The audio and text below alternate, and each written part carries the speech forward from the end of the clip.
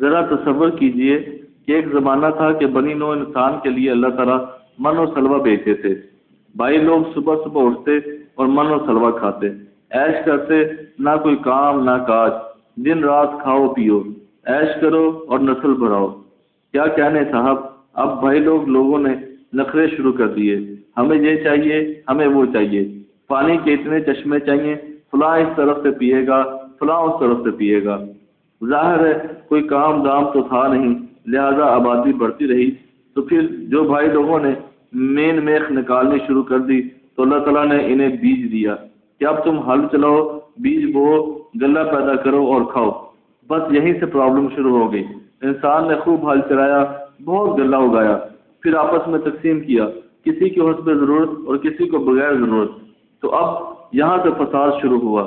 اللہ تعالیٰ نے انسان کو طریقے بتائے، ان پر چلنے کا راستہ بتایا تاکہ انسان اس دنیا میں بھی خوش رہے اور عاقبت بھی سرخرو ہو اور مطمئن رہے اور انسانی معاشرہ فساد سے دور رہے۔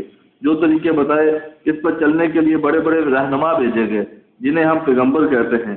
ان عظیم ہستیوں اور بزرگوں نے امن اور آشتی کے طریقے پر چل کر انسان کو دکھایا تاکہ رزق اور وسائل کی منصفانہ تقسیم ہو سکے اور انسانی معاشرے میں فلاح رہے۔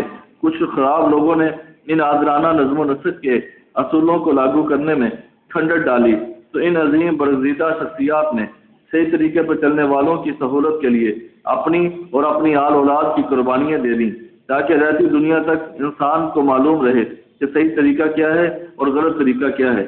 آپ حیران ہوں گے کہ اللہ تعالیٰ نے ایسا کیوں کیا؟ بس من و سلوہ آتا رہتا اور ہم کھاتے رہتے، عیش کرتے، مگر اللہ تعالیٰ نے فرمایا یہ انسان تو اشرف المخلوقات ہے اور اس سرزمین پر میرا نائب ہے۔ یہ راستہ بہتری کا ہے تو غلہ اگائے، نئے علوم کی مدد سے اور انصاف سے بنی نوع انسان کے درمیان تقسیم کرے تاکہ تو اس دنیا میں بھی سرخرو رہے اور جان لے یہ دنیا تیری امتحان گاہ ہے۔ سارے سبق پڑھا دیے، پریکٹیکل کر کے دکھا دیا گیا، سلامتی میں فساد کرنے والوں سے لڑ کر سلامتی کو بچا کر بھی دکھایا گیا۔ اب انسان اپنا کام دکھائے، وسائل اور روٹی کی اپنی معاشرے میں عادلانہ تقسیم کرے، مگر افسوس کہ انسان نے یہ سبق بھلا دیا۔ زمین پر فساد پھیل گیا، انسان نے پیداوار کو بڑھایا خوب مگر مستحق لوگوں کو برابر تقسیم نہ کیا۔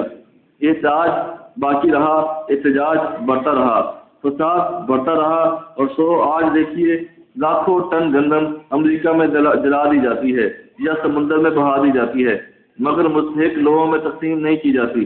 آج کہتے ہیں کہ 14,000 ٹن گندم سندھ میں پڑی ہے اور بیکار ہے، اس کو سپورٹ نہیں کیا جا سکتا، فارن ایکسچینج نہیں کمایا جا سکتا اس لیے کہ ورلڈ مارکیٹ میں دام کم ہے اور حکومت نے اپنے چیلے چاٹے اور اپنے جتنے بھی وہ کرندے ہیں وزیروں اور مڈیروں کو خوش کرنے کے لیے ان سے مہنگے داموں خریدی ہے۔